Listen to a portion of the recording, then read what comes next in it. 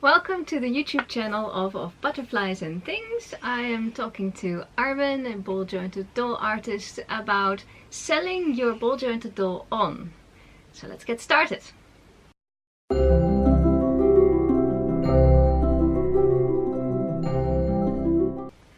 So, hello Arwen. Hello! What about selling your... if I want to sell my ball jointed doll on because of many reasons. We're not needing to get into the reasons, but more into the selling part of things. Indeed, you don't need to get on to the reason. You can easily just list your doll on many places where you can sell them as second-hand. Some people will give an excuse, but you don't have to tell people why you want to sell it on. Yeah. There could be any number of reasons, but you have to make a good listing. You have to present the doll in the best light, but also you have to show what problems the doll may have already had when you got it and has gained in the meantime. Sort of, I have to give a history of what items are specific about this doll that isn't like a new doll. Yeah, exactly. It's going to. You have to think about how much it's yellowed. Mm-hmm. If it's older than 2 years, there's going to be showing of time in the color of the resin, whether you like it or not. There are very specific things that people want to know. They want to know if there's yellowing. You must do your best to judge that, and this is much easier to see if it's uneven yellowing. Mm-hmm. You must list that very clearly, because if somebody gets it home and didn't know about it, they're going to be really upset. Yeah. It doesn't mean that your doll has become unsellable. Don't think that. Mm-hmm. It's just that people need to know. A lot of doll parts stay sellable all the way through yellowing and colors and dyeing and modification. As long as you list all these things, that the buyer will know about it, and put in as many pictures as you can to show the state of the doll as it is. Do I have to be a really good photographer, like the photos you see from the doll companies, and the most perfect photos with the most perfect outfits and face-ups? I mean, I'm just a person. I don't have a... No, don't worry about that. But you must try and get the picture in focus. Not just the doll from very far away. And if you have specific problems, like there's a chip somewhere, make a close-up photograph. Many phones will have a camera that's good enough to do a close-up photograph and a far-away photograph. If you don't have enough light, just take it outside. In the direct sunlight, or probably not. I mean, yes, for a photo it's better if it's direct sunlight. However, for a doll it's not so good. But usually you can just stand in the shade, and if you want to, if you have a serious problem, like the shade is very dark and a not shade is very light, you can actually take a large piece of white paper and just mirror the light onto the darker space. Oh, like they do on film sets. Yeah, sometimes. But it can do it with any piece of white paper. White will reflect the sunlight onto, so you have sort of like a second softer source of light. Yeah, so get your friend to help you to hold it up, and then you take the photograph. And you have to be willing to make more photographs if somebody sees your listing and they say, "Oh, I like it," then you have to be willing to make more photographs, because they may ask, especially if the doll has more problems with it than most. Then you will have to bring more photographs. So if I need to show things like on the front or the back side in the torso area, is it okay to make naked doll photos? If you're going to list it on places where dolls are usually sold, yes, it's fine. These are usually closed groups on Facebook, or there is the forums. Usually the marketplace on the forums is a closed place. You can only be be a member if you're a member of the forum, and only if you only if you've done like so much time, so they can't be found on Google or anything like that. Yeah. And what about, do I need to get the entire wardrobe out and all the wigs and shoes that belong with this doll, or can I pick and choose and say I would like to keep some items? You can pick and choose. You can sell the doll buck naked with nothing, as long as you list it as such. Or you can say I don't need the entire wardrobe anymore and the wigs, and sell it as an extra to the doll. And the price the price that you will add to it, that's sort of up to you. When you set a price, a lot of people take a doll that's like a couple of years old and then set the price at the new price from the original company, pretty much ensuring that the doll is not going to sell. So you need to think about... It does sound high. You need to think about what you're going to ask for it. You don't have to like half the price or anything like that. These dolls, they keep their value pretty well. But I suggest that you at least, there's no way you can ask back the original shipping that you paid from the company to you. It's not going to happen. No, that's just not going to happen. Yeah, that's sunk cost, because the shipping was paid to a shipping company and not for the actual doll itself. And the person who's going to buy it is going to have to pay again shipping to get it from you to them. So that's a cost that you never can take, that you can never reclaim. But you're going to have to think about discounting it a little bit under the price of the original company, especially if the doll is still available. Because why should they buy yours if it's still available? And a newer version is available. So I have to decide for myself what would be a reasonable price to take off it, considering maybe I've had a beautiful face-up done, and the face-ups is they don't retain their value, because the face-up, especially if it's not the company face-up, the company face-up is actually worth a little bit of money. But if it's a face-up that you have commissioned and an artist has done, then it's the one that you chose, and the next person is probably going to wipe it. I love second-hand dolls, so I buy them a lot, and the reason I don't wipe some of these face-ups is because I can't do a better job of it, and I don't want to send it out. But it does mean that you have somebody else's face on a doll, and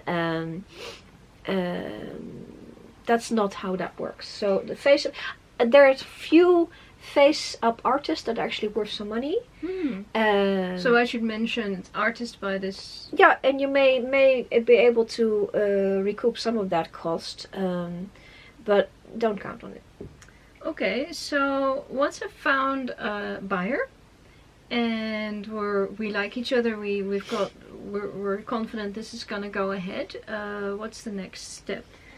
Well, in your listing you will have listed where you are. Roughly, you don't have to give your address or anything like that, but which country you are, or when you're in the United States, which state you are, because general location that has to do with shipping, because the person, the potential buyer, needs to know where it is, so they can sort of make an estimate guess of how much they're going to be spending on shipping. And then when they actually talk to you and say I'm interested, then they will ask you what is going to be the actual shipping. And it may happen that it's going to be too much, and that happens. So once you told me the quote where it comes to buying and selling dolls, is expensive is relative. Can you explain that? Yes. But that's because I was talking about when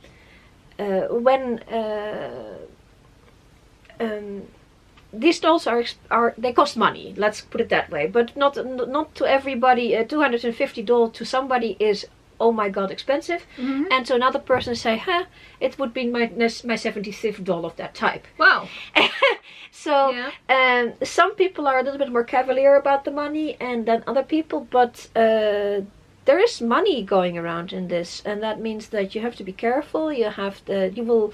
Even though you're the person who owns the 75 dolls and you're moving on one, which is not a biggie for you, the person who's buying it might be their very first doll or their second doll, and they say, I'm going to stick to 3 dolls in my life, and this is my second doll. For them, it's like a year's worth of saving up. So you have to take it seriously, and if they like ask for more pictures because they want to try and decide, you have to let them do that. Should I get grumpy when they say I need 5 months to pay this in 5 installments? Should I go, if you're going to accept layaway, which is what that is, layaway, and paying in installments, then you should. My advice is to be very clear upfront what you expect the layaway to be, and then talk to them about if that's going to happen, and if they can do it. But I wouldn't. Layaway is something that I don't particularly like, I have to say. Okay. I don't think for it's second-hand dolls. For anything. I don't think it's a sensible way of buying things, but for second-hand dolls particularly.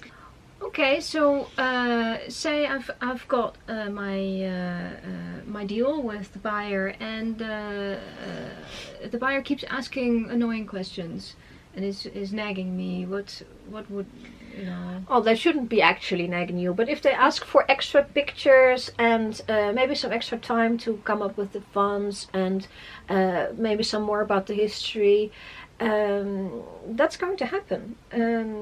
That's part and parcel of being a seller. And people who ask all these things, and you've had all these conversations and they still don't buy. That's it's frustrating, but it is part and parcel of selling something, because it's a lot of money. You have to think about the 250 for a person who has to save a year to do it. They have to think about that really, really hard, and they may decide that after you've talked for like 2 weeks with them, they decide not to do it. I would, however, if you feel you're starting to get into a situation like that, say, well, I have to. I can either reserve the doll for you to buy, or I don't. And then usually they will, if they're depending on the character, of course, but usually that's a signal for a buyer to realize, okay, I have to start thinking about putting up or shutting up.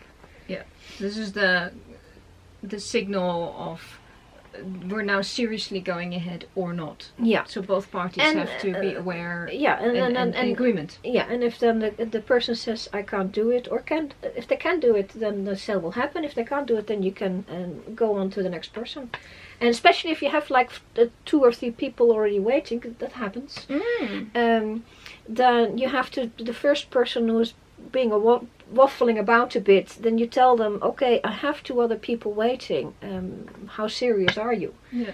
You were first, but it doesn't mean that you can. Can you give them a sort of time to think about it? Say, okay, I'll give you 4 days to think about this and come up with a plan. And if that doesn't go ahead, then I will offer it to the next person. You can give them 24 hours usually. Okay, that's reasonable. Yeah. It's fair. Yeah. It's enough time for a person to come up with a financial plan. Yeah, but if you have like a doll that's been sitting there for a year, which is not unusual, possibly because you actually want too much money for it, or there's something seriously wrong, not seriously wrong, there's some issues with it that makes it harder to sell the doll. Let's call it the unusual doll. No, or a modified doll, modified or extremely yellowed, or something that makes it less desirable. So at some point it's good to consider lowering the price, because your price you've set, it's been there for a year, it's clearly not... or be willing to negotiate. If somebody says, I would like this doll to do a project with, but the price is a little high for me, then you should be willing to think about lowering it and making a deal.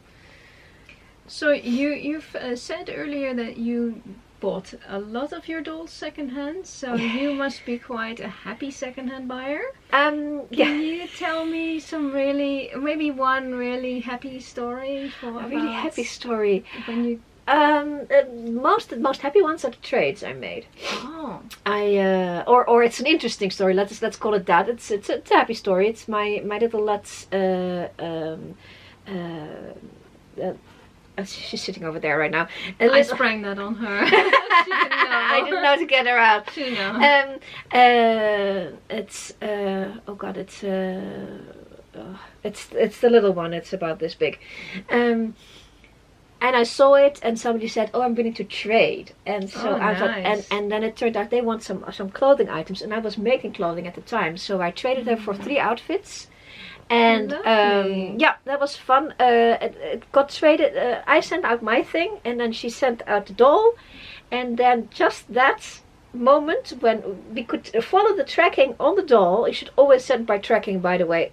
Always, always, always. I could follow the tracking. And then to a region somewhere, I don't know where it was, somewhere in America, and my geography of America is not so good, like Texas or something. And then I saw on the news that a most horrible hurricane hit that place. And you're going, there goes my doll.